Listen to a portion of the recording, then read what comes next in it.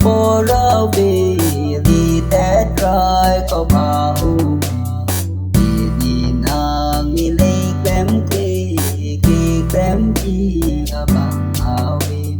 đi sang chi po ra về đi tết trai có bao đi nàng đi lấy kém kê kê kém chi bằng áo kém chi bằng áo Reflects by Henry Stefan.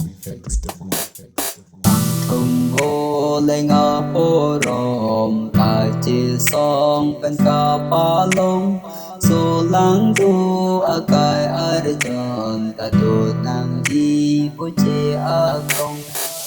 thùng hồ lên ngõ phố rộm ta chỉ song bên cả ba lông số lăng du a kai a tròn ta tu nang đi phố chế a công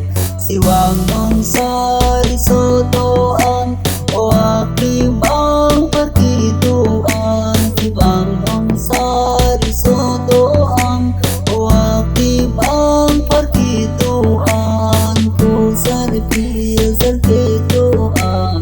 muleng apurong limunan solang du akai arjon tareng dokeng reng đô kềnh về sang chi po ra về đi tết trai có bà bu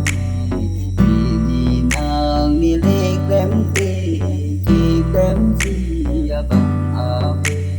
kê kém chi bằng ave kê kém chi bằng ave